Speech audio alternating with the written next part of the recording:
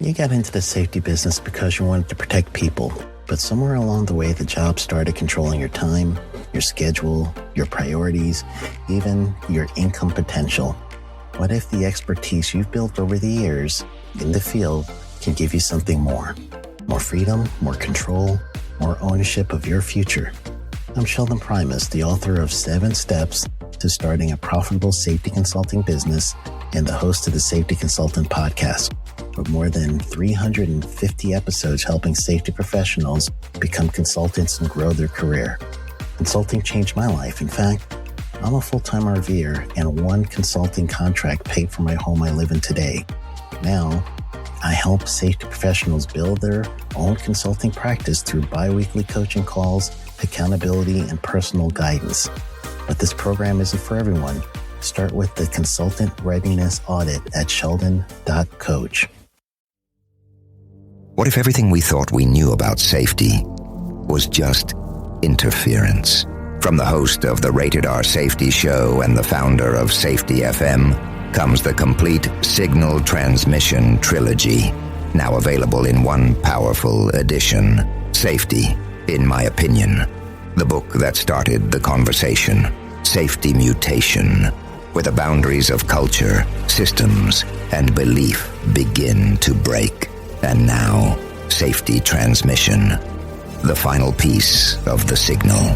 For the first time, all 3 books are together in one volume.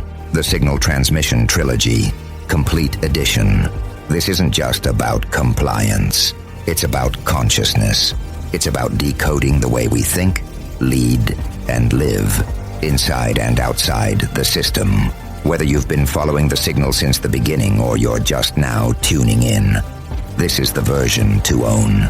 Search Signal Trilogy on Amazon or visit safetyfm.com to get your copy now.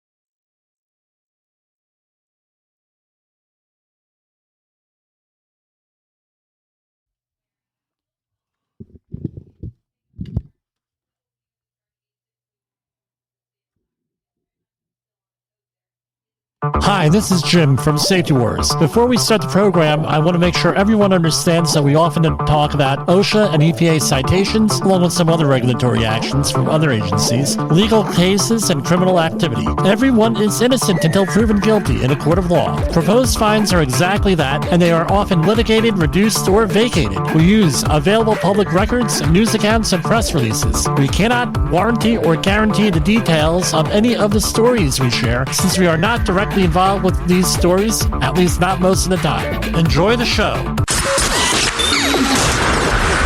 This show is brought to you by Safety FM.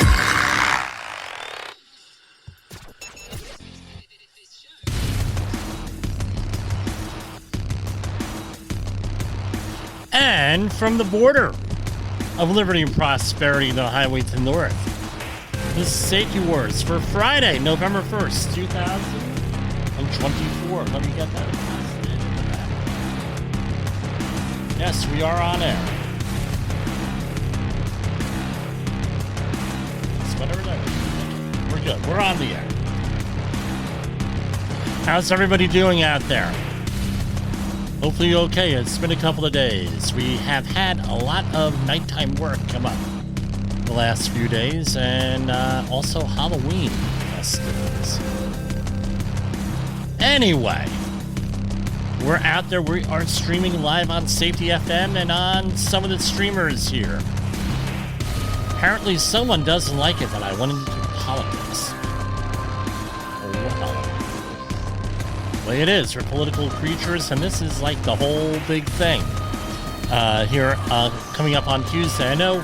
And so I did my voting on Tuesday, this past Tuesday. And so we're doing a lot of nighttime work, not daytime. And so I said, voting, we have early voting here in New York. And I said, well, what we're going to do is we're going to go on early voting, right? coding, take advantage of it. Just can't take advantage of it a little bit, you know, this way, because I know on Tuesday it's going to be a disaster. There's going to be lawsuits. There's going to be people upset. There's going to be people, you know, and everything else. They're not going to have enough people. No, the whole thing. No, someone claiming there being a water main break. There is no water main break. Oh yeah, that happened last time. Right, not in my town, down in Georgia. And that they had to do, you know, move this, move that, you know. Let's talk about vindication here. Right, I'm going to talk, that's part of this here. Vindication. So basically, we've always had this thing that, well, we've gone on, and I've mentioned it over the years, specifically on we're manipulated. We're manipulated by a lot of stuff. Some of the other people on the network, and I have no arguments for people on the network, they describe it that there are different incentives for the reason why we do what we do. And that's fair enough, right? We have incentives.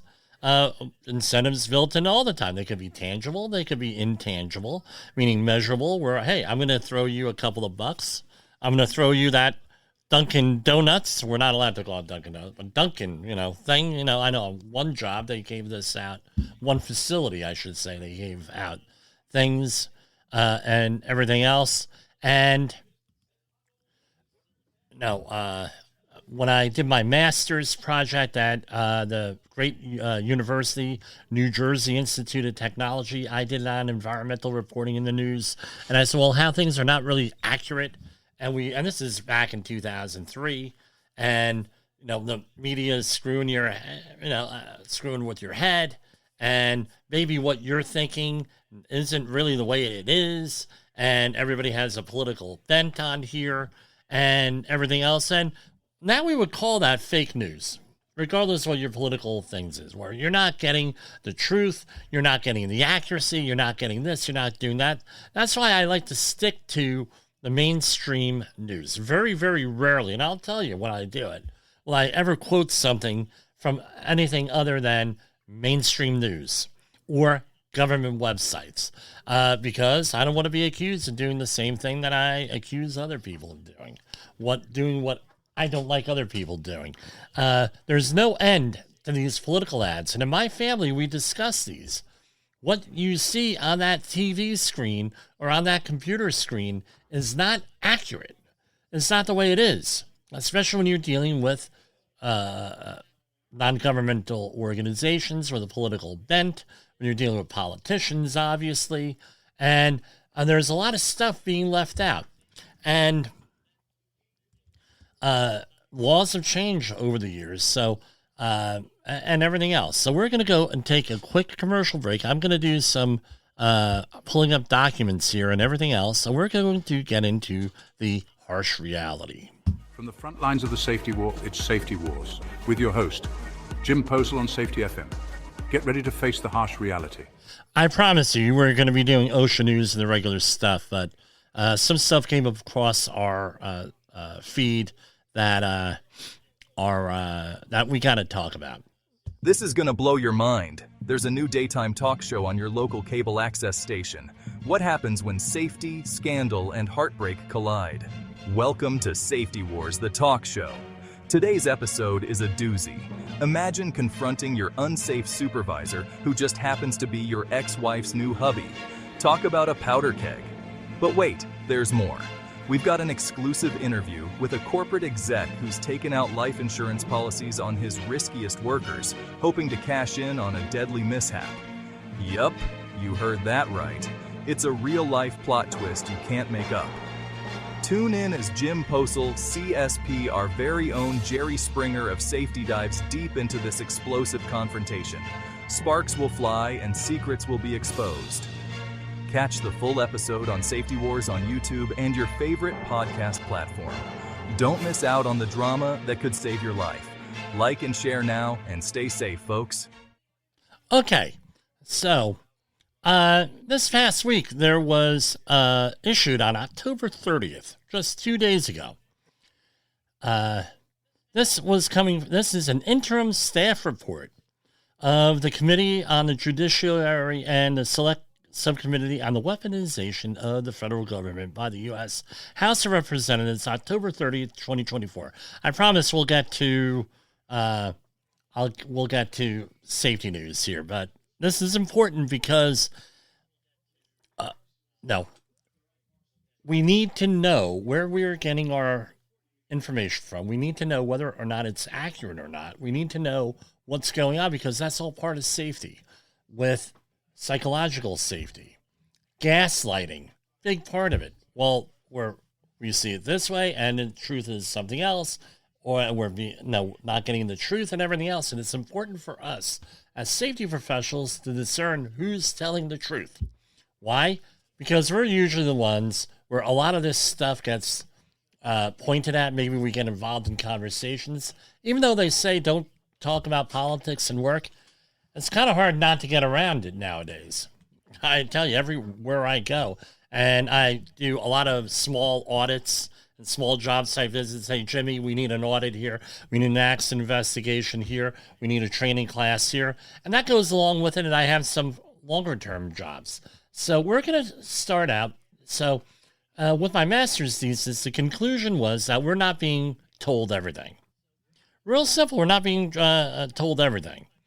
Now, in the conspiracy theory world, there was a story going around. I've heard it since 2012, even though it's become more popular in 2019. An image share, this is from, checkyourfact.com. And I know this to be true here with this as stated here. An image shared on Facebook claims former President Barack Obama signed a law in 2012 that make it perfectly legal for the media to purposefully lie to the American public.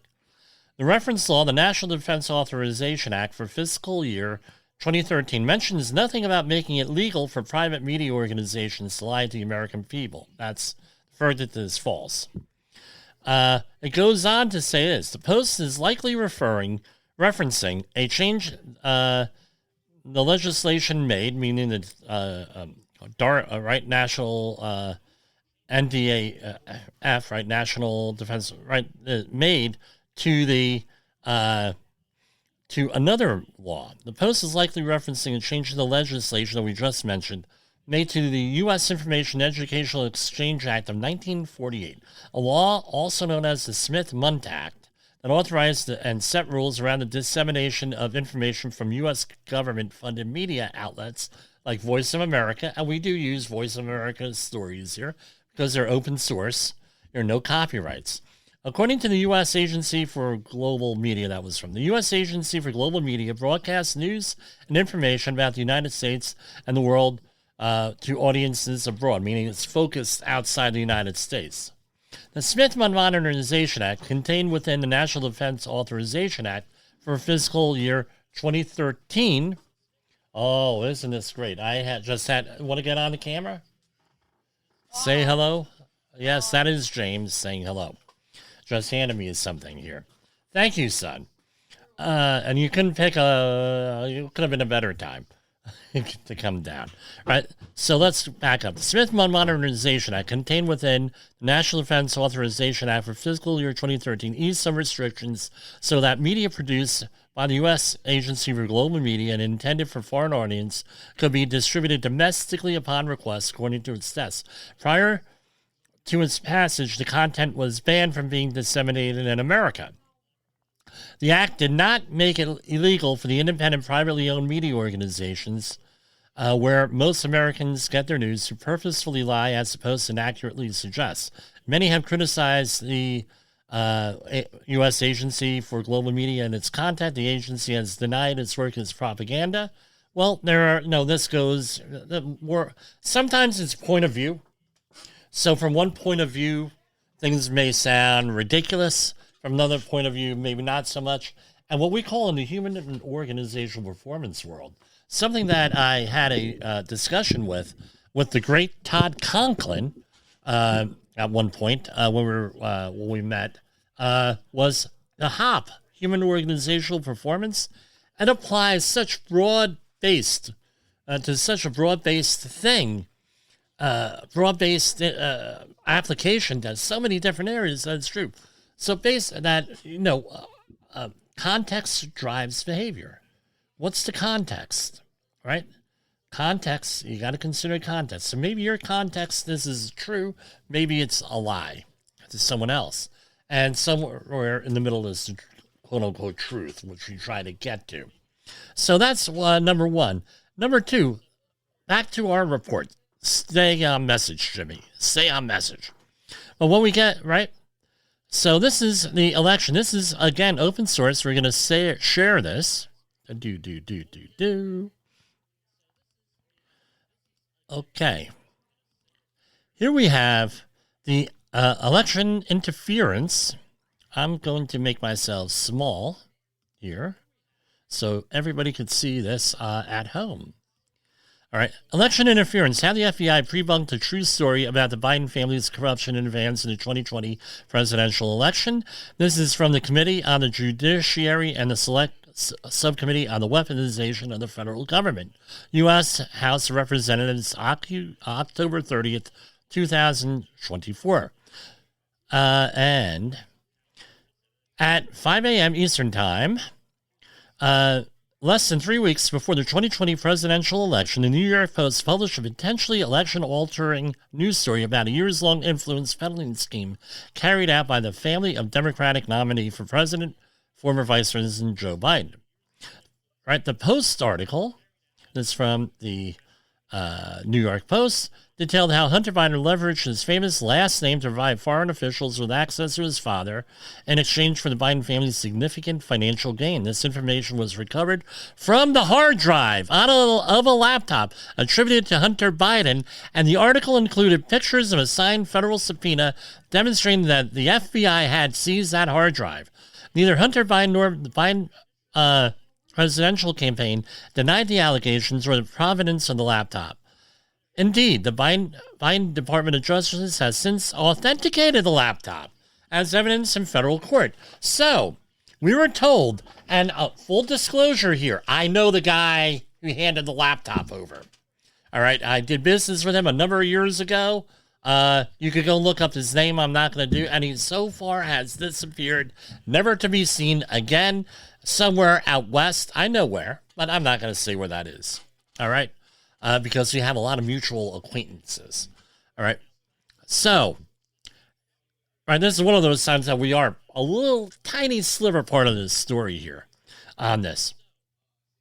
So, basically, we had all these people deny all this stuff going on in 2020. Oh, this is a fake. We had all these FBI and spy people come out. Oh, this is fake. This is all baloney. This is horse goof. Blah, blah, blah. Now, all of a sudden, 4 years later, right, less than a week from another election here, now, it's all true. According to this, right? It's all true. All right here. Right for you. This is why I read government press releases. This was in the New York Post, by the way. Not covered anywhere else, really, except for conspiracy theory stuff. But I got the actual thing here. Soon after the Post article was published, something strange happened. Almost immediately, major social media platforms, including Twitter, now X, and Facebook, the modern-day digital town square, Remember that thing, Town Square, censored the true story about Biden family influence peddling. The Town Square, in this case, the digital Town Square, the Town Square traditionally is like where anything goes, for the most part, my understanding. Here, so sort of like major gathering areas, right? So you have the town's major gathering area. A lot could go on in a town square. Protests and everything else, right? As a consequence, millions of Americans cast their presidential vote unaware of serious, credible allegations of misconduct levied against one of the two candidates. The censorship served to benefit one candidate over the other and wrongfully affected the 2020 election. This is a congressional report here. Today's these companies and their executives belatedly admit that their censorship was wrong. That was all covered here. Right? Why were the social media companies so ready to censor a true story about Hunter Biden featured in a prominent American newspaper? Because the FBI had primed them for it. For nearly a year, the FBI had been conditioning social media companies to expect a hack and leak, quote-unquote, operation from Russia involving Hunter Biden. In more than 30 meetings across 8 months, the FBI led big tech to believe that the allegations in the Post story were Russian disinformation, even though the FBI had authenticated Hunter Biden's laptop nearly a year prior. And it goes on and on and on and on and on. All right? So, this is part of what I'm not advocating for one candidate or another. I'm advocating for the truth here. Right? What is the vindication? I brought this stuff out years ago, 2003. You're being lied to. You're being manipulated. Are your thoughts really your thoughts? What are your incentives? What's your context? What are your thought processes? Are we okay with this? Remember, Joe Biden's not running here, so it doesn't make any difference. Who do you look for truth? Are you going to be like and I know how it is in life. They got us going haywire here. I suffer burnout often because we're working to service our clients and our work here on the great Safety FM network that I am fortunate enough to be on. Working with great people out there, 17 other people we're affiliated with. I did a presentation right up the street here for the ASSP. Hey, have you ever heard of Todd Conklin? Absolutely. How about Safety FM? And, where do we get all this information, human and organizational performance? Well, you can hire me. Or the other thing is, listen to our network, Safety FM. Great people here. Learn the truth from different points of view. Don't be like that person, right? And we hear this all the time. We have to wear safety glasses? Really? Well, so-and-so told me, and they're dead serious. Nobody ever told me I had to wear safety glasses. Just like today, I had to hear from a guy, nobody ever told us that we actually had to inspect our equipment. And they're operating aerial and boom lifts. No one told us that for years. What the hell? And you know where people are buying certificates from off the street. Literally, I was recently solicited by someone. Hey, how long does a 30-hour course take? 30 hours? So what's my point here? Don't be like that person that reads the one-line thing, the 30-second political ad. I don't care what your politics are. Right? It's more, I don't have a problem with people voting differently than me. That's fine. People voting differently, really. I've never had that. What I have a problem with is people voting, not voting at all. That's the problem. If you're a voter, great. Hey, that's sacred. That's sacrosanct. Okay, whatever. But what the issue is here. Who do we believe and why do we believe it? Because I can pull up plenty of things on the right side that are not true. I can pull up plenty of things on the left side that are not true. That's not what the point is. The point is you got to do your research. You got to carry your own water. You got to do what you need to do because this is the kind of stuff that happens. And this is 4 years too late with this. But remember, we still have people out there that are okay with this stuff, that are with this and everything else. So we're going to go, that are still, they don't realize they've been lied to. They don't realize it. I'm telling you, you've been bullshitted. You've been lied to. Please go and do some research out there. Listen to this program. Listen to others. And now we're going to get on with the safety stuff. In the professional safety community, communication and planning are just a few keys to your program's success. The question many practitioners have is, where do I start? Dr. Jay Allen, the creator of the Safety FM platform and host of the Rated R Safety Show, has built a global foundation to help you along the way. Go to safetyfm.com and listen to some of the industry's best and most involved professionals, including Blaine Hoffman with the Safety Pro, Sam Goodman with the Hop Nerd, Sheldon Primus with the Safety Consultant, Jim Pozell with Safety Wars, Emily Elrod with Unapologetically Bold, and many others. As individuals, we can do great things, but as a team, we become amazing. Dial into safetyfm.com today and surround yourself with a powerful force of knowledge and support.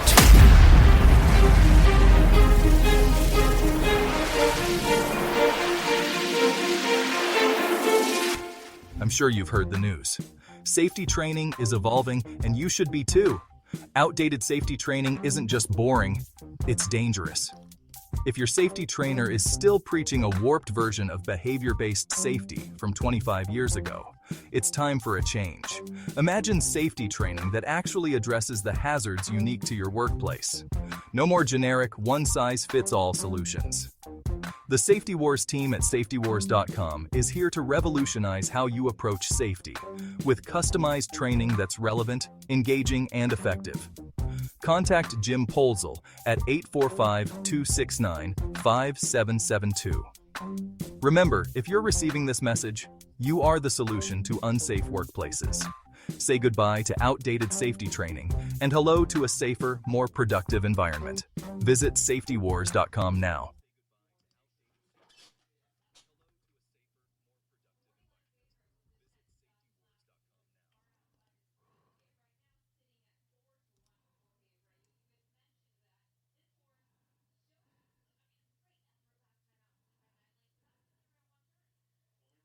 Hold on here. One more song for you folks.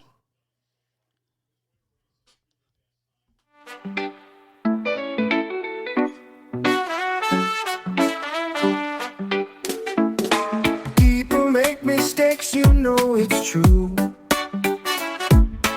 Falling down and rising up anew. Learning from the scars and heal the bruise.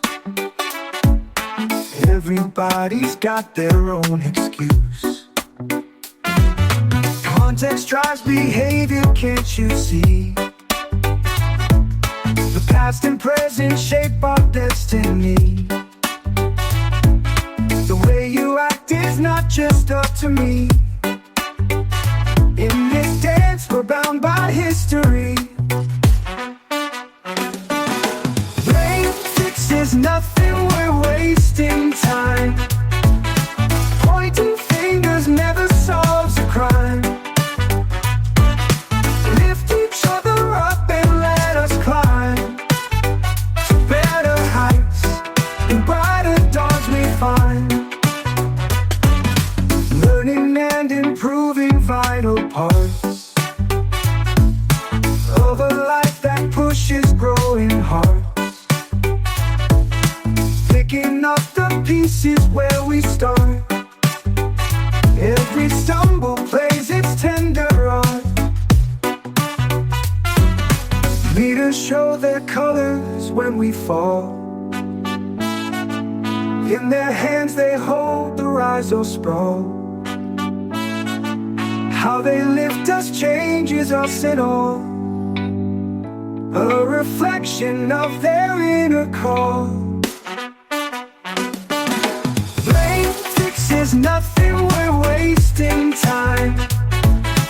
Pointing fingers never solves a crime. Lift each other up and let us climb to better heights and brighter dawns we find. Blame fixes nothing, we're wasting time. Pointing fingers never solves a crime. Lift each other up and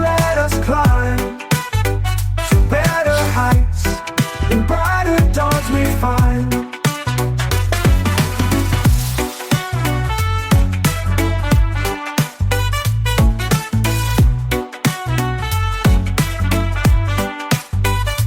And that was Safety Warrior with Human and Organizational Performance. Who knew that they had music dealing with human and organizational performance? I don't know. Royalty free, by the way. So we don't have to worry about things. All right. So here we have OSHA news release. New York City region. Judge affirms serious violations, this is from last week, against Rochester roofing contractor and exposed workers to a 4-story falls from the Village of Newark Municipal Building. Pardon me. An administrative law judge has ordered a Rochester Commercial Roofing Company paid $16,782 in penalties for 2 serious fall protection and ladder safety violations after an investigation and litigation by the U.S. Department of Labor. All right.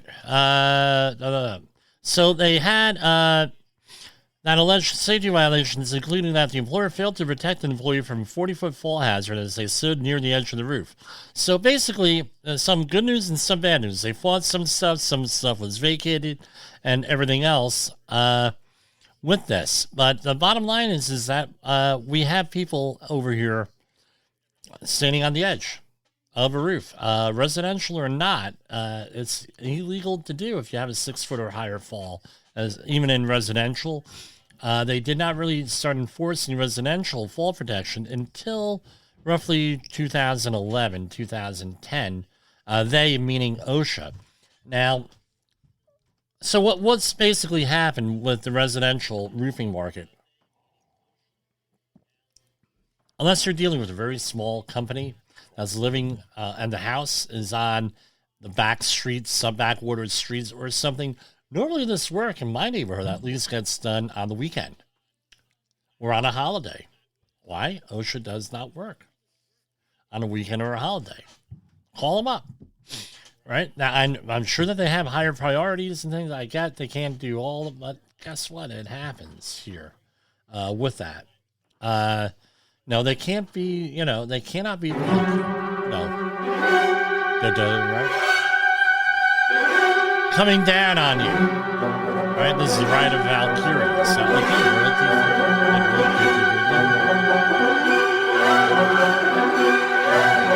they can't come sweeping down on you and get you wherever you are. They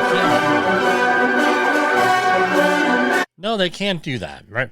Missouri Grain Cooperative could have prevented an employee's fatal, and this is from the 29th, on Monday. Monday? Yeah, I guess Monday. No, Tuesday. Missouri Grain Cooperative could have prevented an employee's fatal engulfment in a storage bin in May 2024 had it followed federal workplace safety requirements. Responding to the employer's report of a worker fatality, investigators with the department's OSHA learned that 3 employees of a certain company operating as another company were removing corn screenings comprised of clumps of corn dust from a bin at the company's Hamilton facility.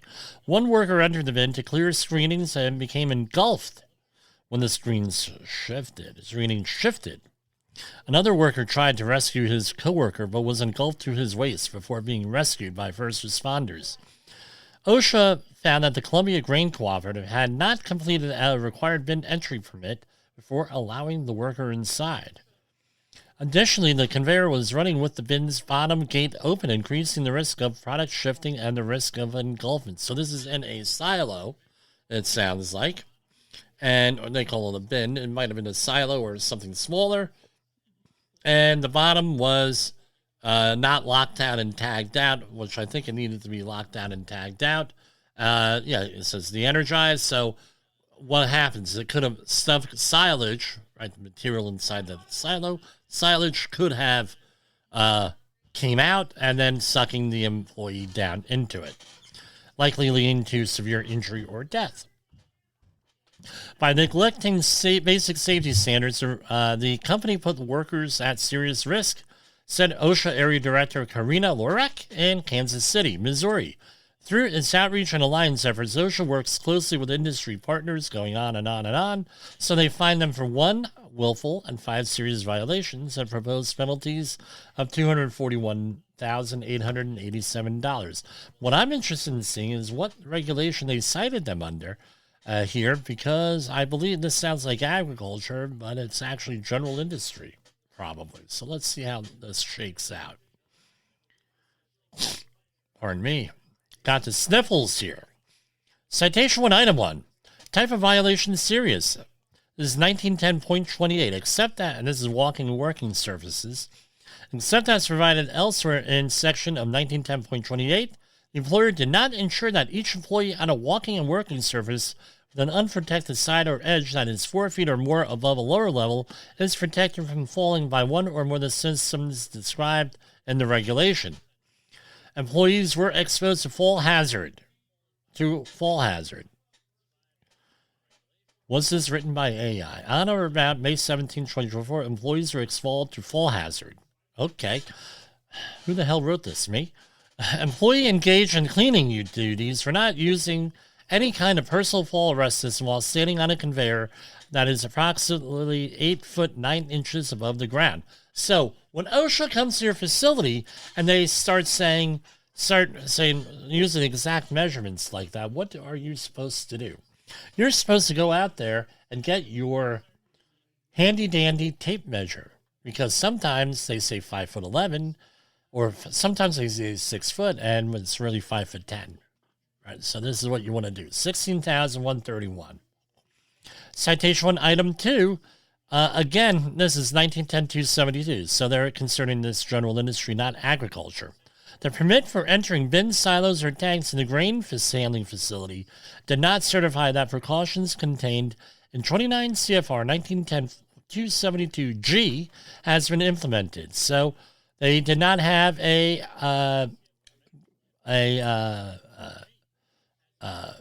basically confined status entry permit, but this is under different regulations, grain bin entry permit. 16,131. Citation 1, Item 3, serious. This is 1910-272. This is under the grain situation, but this is like lockout, tagout, right? Prior to entry, all mechanical, electrical, hydraulic, and pneumatic equipment which presented a danger to employees inside grain storage structures in the grain handling facility were not disconnected, locked out, and tagged. The employer failed to lock and tag the conveyor for bin 8 prior to employees entering the grain storage bin while machinery was running, exposing them to an engulfment hazard. 16,131. Citation 1, Item 4, 29 CFR .272G13, or 3 I's, right? The atmosphere within a bin, silo, or tank in the grain handling facility was not tested for oxygen. Wow. 16,131. They're hitting them for the maximum here. Citation 1, Item 5, type of violation serious. This is a long one, so let me read through this. No lifeline, no body harness, no fall protection. 16,131. Citation 1, 2, Item 1, willful serious. The employer did not provide equipment for rescue operations, which was specifically suited for the bin, silo, or tank being entered. The employer failed to provide employees with rescue equipment or retrieve employees in the event of an emergency or accident, exposing them to an engulfment hazard. Employee died from asphyxiation when he was engulfed in grain material while cleaning bin number 8, $161,323. Again, let's remember, everything is everyone's innocent until proven guilty, right? All this stuff can be negotiated down, vacated, litigated, and everything else. So this is all proposed. So we're going to put that on there with that. Okay. And I need to get something to drink here, so we're going to go to another commercial break here.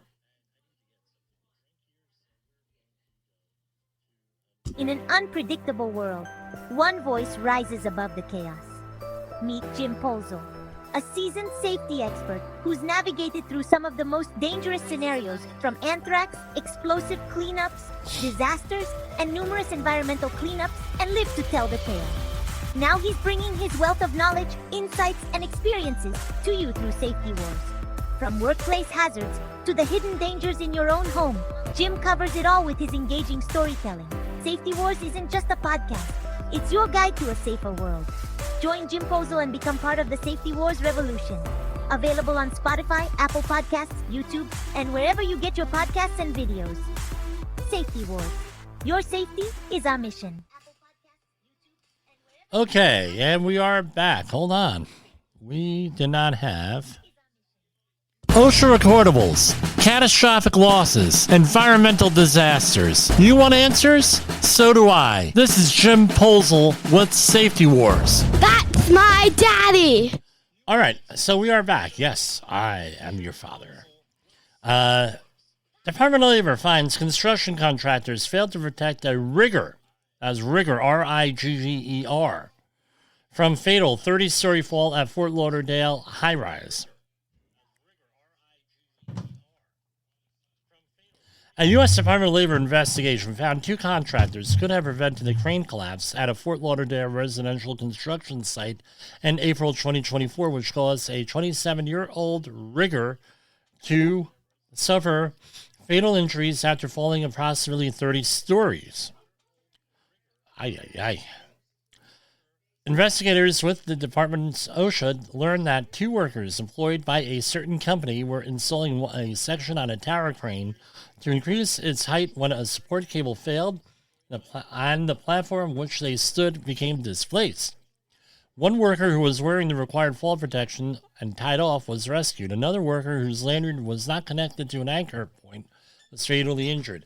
I cannot tell you the number of times that I've seen this happen. Usually it's working at height. Project I was on today, but I had them take me to the level that they were working. Oh yeah, we're wearing fall protection, and you can't see that. Yeah, they're wearing a harness. You see a lanyard. But guess what? Often it's not even attached to anything. I mean, this is, if I were to tell you 2,000 times I've seen this in the last 5 years, that might be an accurate thing. Again, who has to enforce this? The competent person. The company. And usually this is the way it goes down. Here. All right. Usually this is the way it goes down. Somebody falls. Right? Someone dies. Someone's maimed. Everybody's so upset. Oh, that was a good person. Oh, what about his family? Oh, and these are all genuine feelings. Right? And then 2 days later, it's business as usual. Same other people not tying off, or giving you a pushback, yelling and screaming, and everything else. And, and I just, it's like, I mean, oh, they're good,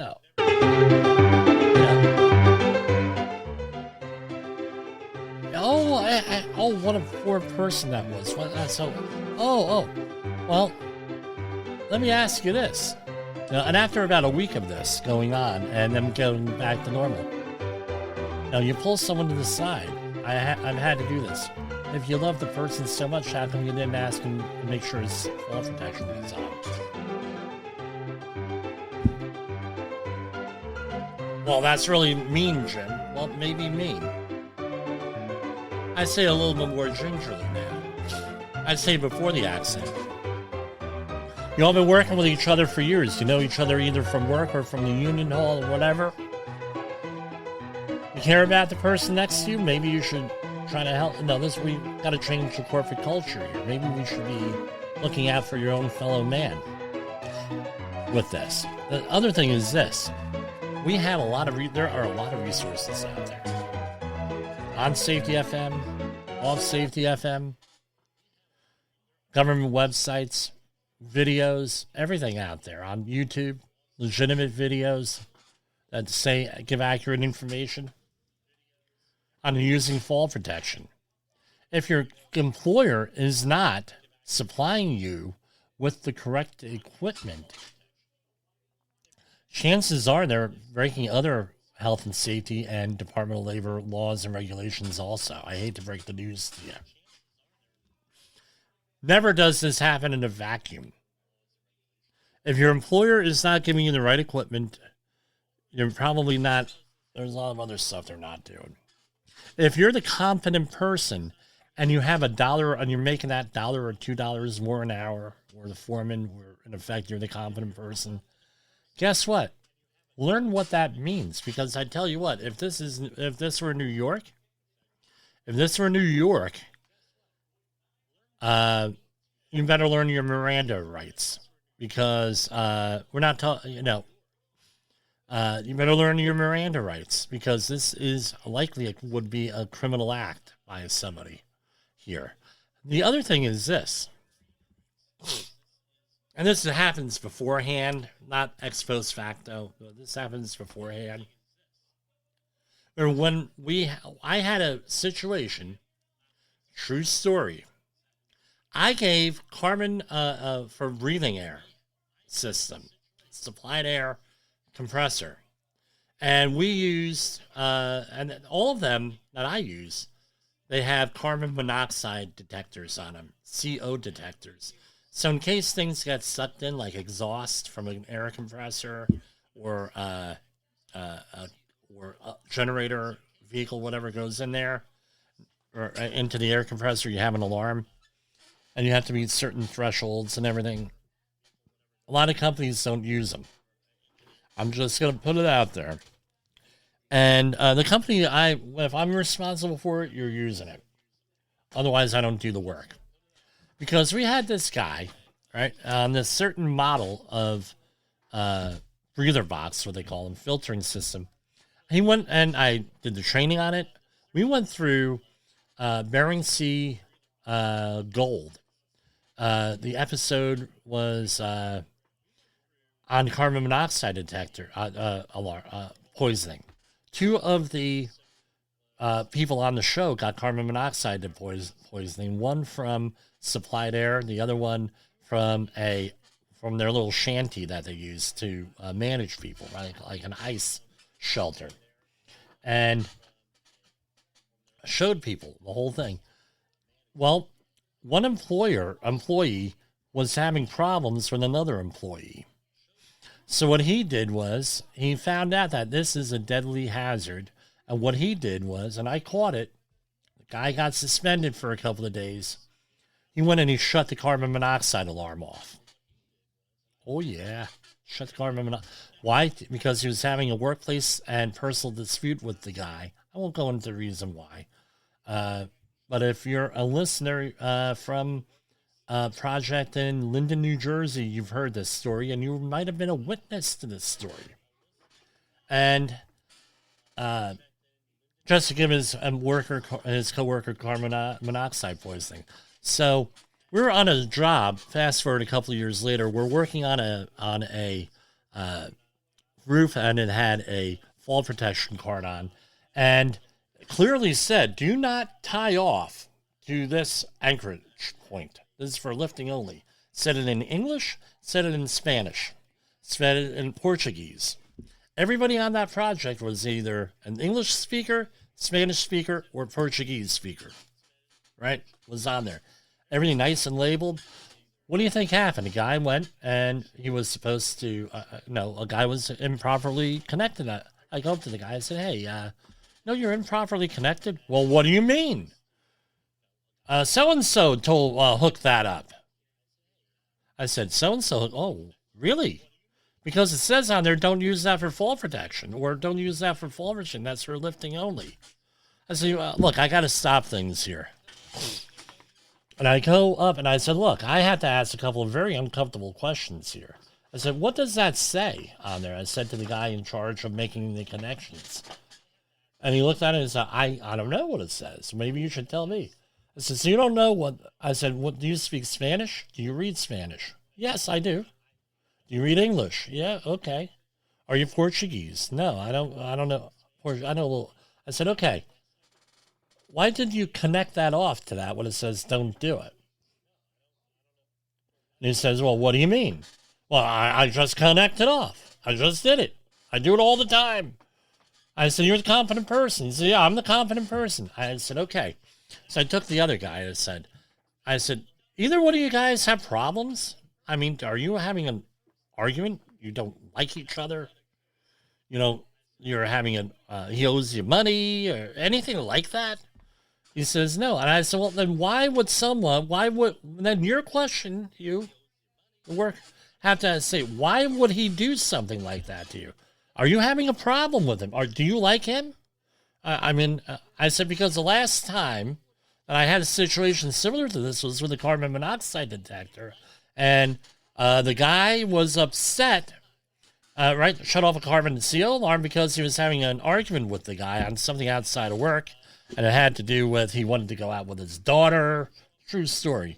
And the one guy said, no, you cannot go out with my daughter.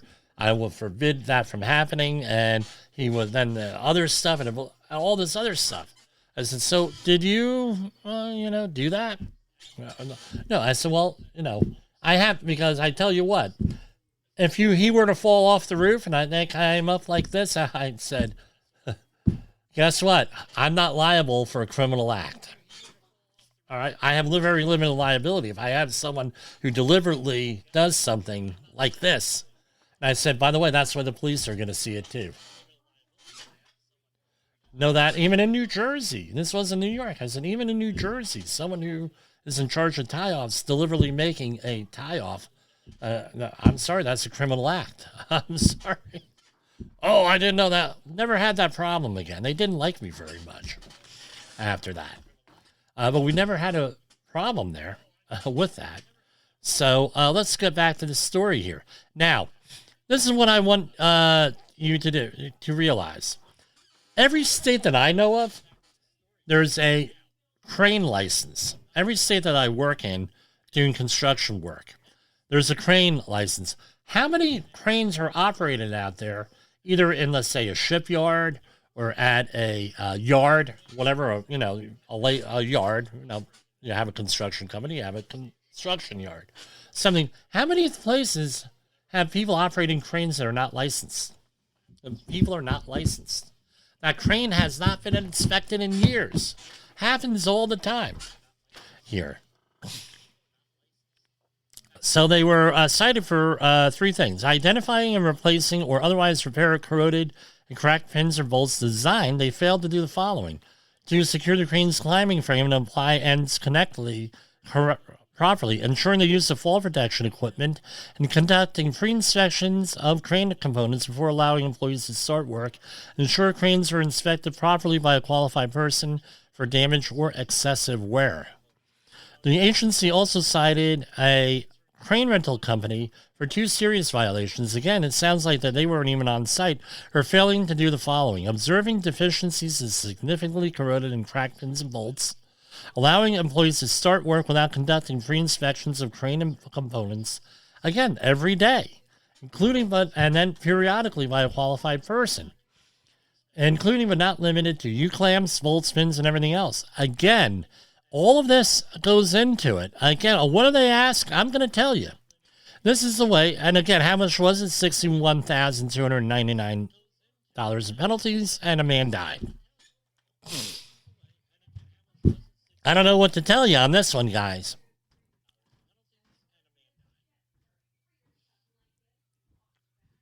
Okay, so let's look at these proposed penalties and citations here. And we are on, they have 15 days to respond, and this was issued, I'm not sure exactly. I know when the press release was, which was earlier this week. All right. October 29th, Tuesday, this was issued. So they have 15 days. So here you have 29 CFR 1413. Again, stuff, apparent deficiencies, exposing employees to fall greater than 300 feet to the ground. Did not identify, shift inspection did not identify anything. That's 11,292. Citation item 2. did not ensure fall protections. Fall protection was used. This is during erecting, climbing, and dismantling work. The employer did not provide and ensure the use of fall protection for the use of fall protection equipment. And this sounds like a subpart R, I believe. All right. Violation here. Or on a walking working surfaces, 16,131. Citation 1, item 3, pre-erection inspection. Before each crane component is erected, must be inspected by a qualified person for damage or excessive wear. Employer did not ensure this. I'm sure that someone said, oh yeah, we inspect everything. And then what's the next question? Okay, prove it. Where's that checklist? Where's that app? Where's anything? Video. I've had people do inspections by video where they couldn't, whatever, and they recorded it. And so, okay, this is November 1st, 2024. I did, I'm making this up, but this is how it goes usually. And I am inspecting whatever, and this looks okay. Again, with that. I don't recommend it that way, but, with that. The employer did not ensure the monthly inspection documentation. Wow. So here it is. The monthly other than serious, citation 2, item 1. The monthly inspection items checked, the results of the inspection, the name and signature person conducting the monthly inspection, I just said this, and the results of the inspection were not documented and maintained by the employee, spelled wrong, who conducts the inspection. All right. So again, not inspected. They got him on 0 on that one for a grand total of $38,000. Let's mosey on over to the other company. Again, is the stuff in writing here?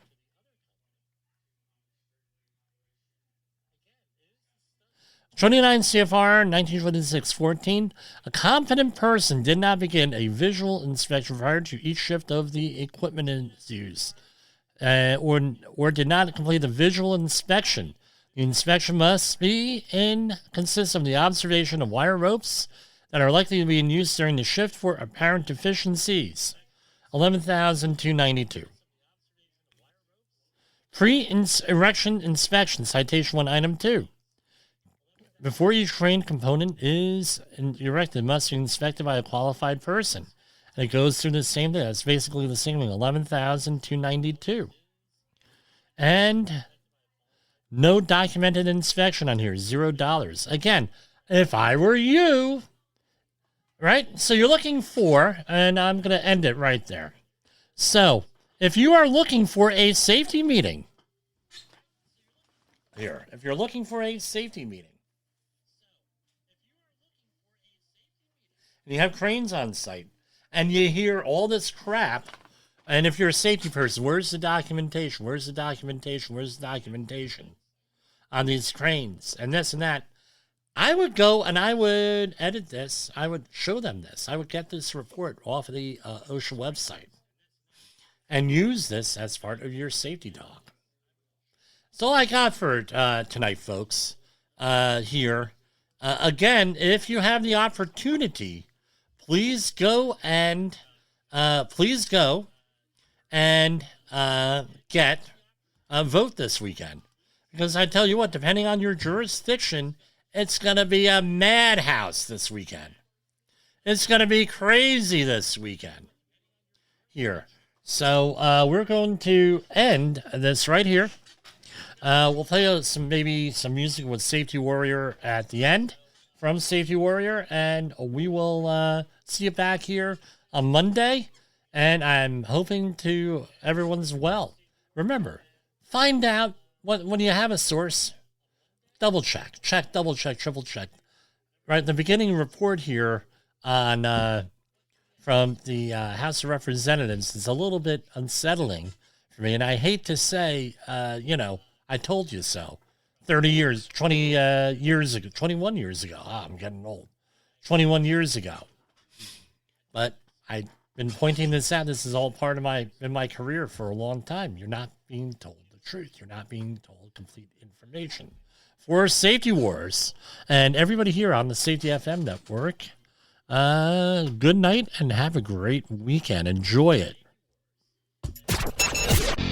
The views and opinions expressed on this podcast are those of the host and its guest and do not necessarily reflect the official policy or position of the company. Examples of analysis discussed within this podcast are only examples. They should not be utilized in the real world as the only solution available, as they are based only on very limited and dated open source information. Assumptions made within this analysis are not reflective of the position of the company.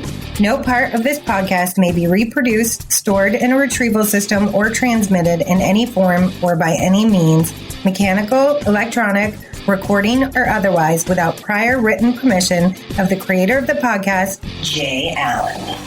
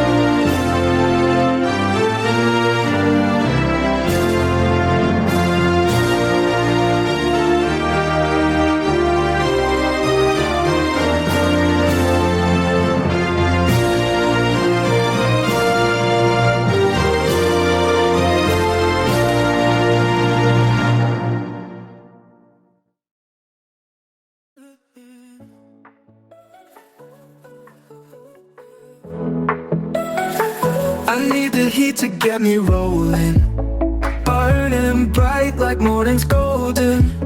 Fuel me up with dreams I'm holding, spark the air, let's get it going. Oxygen fills my lungs, I'm breathing. Every whisper feels like fleeting. Fires dance with no retreating. Hold me tight, let's chase this feeling. With heat and fuel in air we soar. Flames ignite, can't ask for more. In the night we'll start a roar. Dance until our feet are sore. Chemical magic in the night. Chain reaction takes its flight. Lose control but feel so right. Together we ignite the light. Break the links, the fire fades. Shadowlands and silent shades separate, we lose the place. Lost within the smoky haze.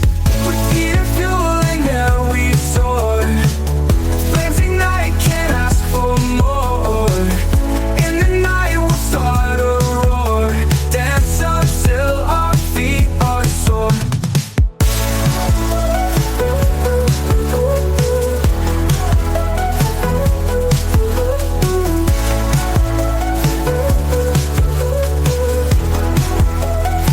Chemical magic in the night.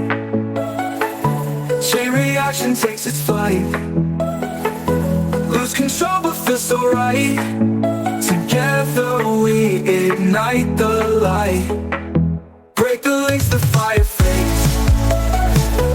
Shadowlands and silent shades separate, we lose the place.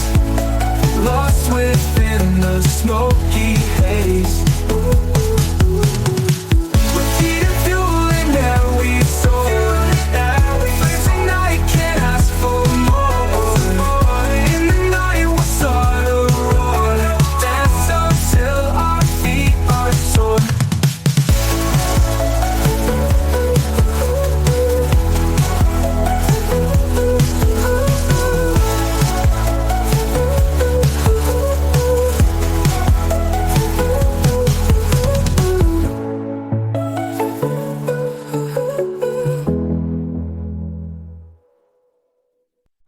You got into the safety business because you wanted to protect people, but somewhere along the way the job started controlling your time, your schedule, your priorities, even your income potential. What if the expertise you've built over the years in the field can give you something more. More freedom, more control, more ownership of your future. I'm Sheldon Primus, the author of 7 Steps to Starting a Profitable Safety Consulting Business and the host of the Safety Consultant Podcast, with more than 350 episodes helping safety professionals become consultants and grow their career. Consulting changed my life. In fact, I'm a full-time RVer, and one consulting contract paid for my home I live in today. Now, I help safety professionals build their own consulting practice through bi-weekly coaching calls, accountability, and personal guidance. But this program isn't for everyone. Start with the Consultant Readiness Audit at sheldon.coach. What if everything we thought we knew about safety was just interference? From the host of the Rated R Safety Show and the founder of Safety FM comes the complete Signal Transmission Trilogy, now available in one powerful edition. Safety, in my opinion, the book that started the conversation. Safety Mutation, where the boundaries of culture, systems, and belief begin to break. And now, Safety Transmission, the final piece of the signal. For the first time, all 3 books are together in one volume. The Signal Transmission Trilogy, Complete Edition. This isn't just about compliance. It's about consciousness. It's about decoding the way we think, lead, and live, inside and outside the system. Whether you've been following the signal since the beginning or you're just now tuning in, this is the version to own. Search Signal Trilogy on Amazon or visit safetyfm.com to get your copy now.